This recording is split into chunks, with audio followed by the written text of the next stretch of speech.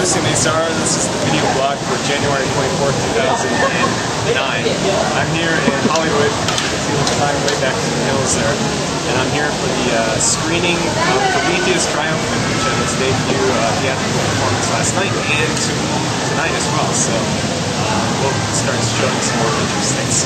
Here I am at the famous Chinese theater. There's the Lion, and here's a whole bunch of tourists here.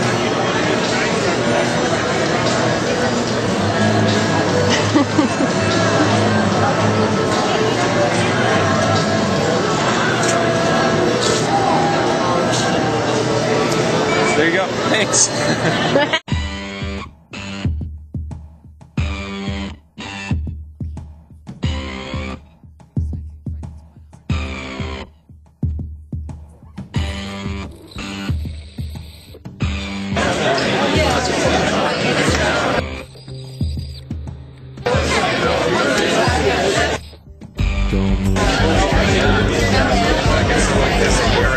Okay, so it's a visionary effort. I think we can probably all agree on that. And I'm curious up front, how did you come up to this concept? Like, what first led you to this concept of the motion picture?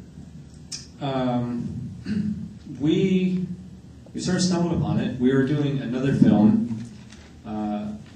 We're attempting to do another silent film called Desar, which was a little more on the whimsical side. It was about a guy who, a traveling carnival sideshow kind of thing, who gets his brain taken out and put into the body of a gorilla.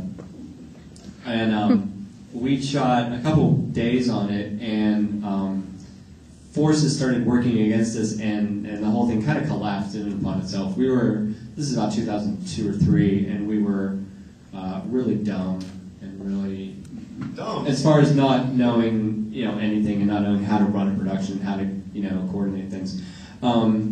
So it was mostly our own mismanagement. Anyway, the whole thing kind of collapsed. We had a really bad day or two where people had flaked on us, and we kind of were very despondent about. We were thinking we bit off more we could chew like with the scope of the film.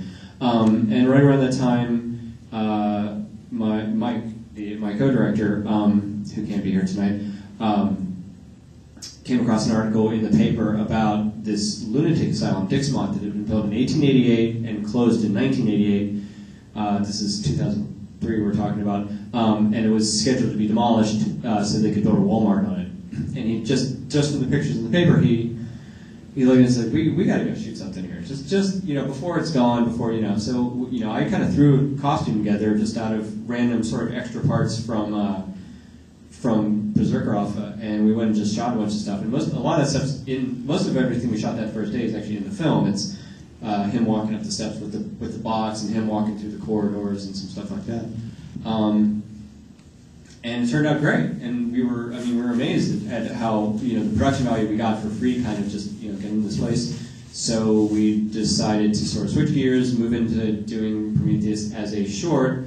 We did a day or two of shooting on it to make the short, and the stuff from the short turned out so well that we decided to develop the story and make the short into a feature, and there we go. Speaking of scouting, 4 years later. Well, it's quite an evolution from a misfire of a short to a great feature. That's pretty good. It's quite an evolution. Well, actually extend over to Lucien as well, because the film has such a terrific soundtrack, and it's got so many different layers and different levels to match the different scenes. How did you decide to choose between period-specific music and stuff that might be anachronistic? How does that process work for you? Well, originally when Mike asked me to do the soundtrack, he explicitly asked for just piano, and as I was starting to do the soundtrack, I was like, wow, an hour and 20 minutes of straight piano music, I think I would go insane.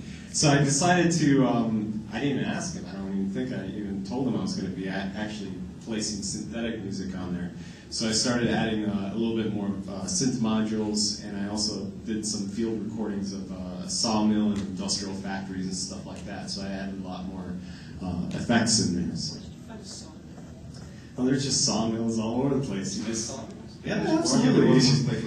Yeah, basically I had a field recorder. I said, can I take some sound recordings? And the guys are like, Yeah, sure. Terror of the song, though. That's our next film. Yeah. That's right. The hardest part is the volume level of the song was quite high, so it was peaking most of the time, so I lowered it and then reversed some of it, stretched it out, and so forth. How about the waltz piece, which I happen to particularly like? What was the inspiration for that? The waltz piece, well, basically, every time I think of anybody doing a ballroom dance, I'm thinking of a waltz, so I went ahead and did it in 3/4 time. Of course, it's minor key because he's dancing with someone that's reanimated. You don't have major keys on your keyboard, do you? Well, not usually. I tend to, the first keys I always hit are always minor keys every time I touch the piano. But I was coming up with something like a little bit of a Strauss type of arrangement for that, and added the strings, overlaid the harpsichord. Jim,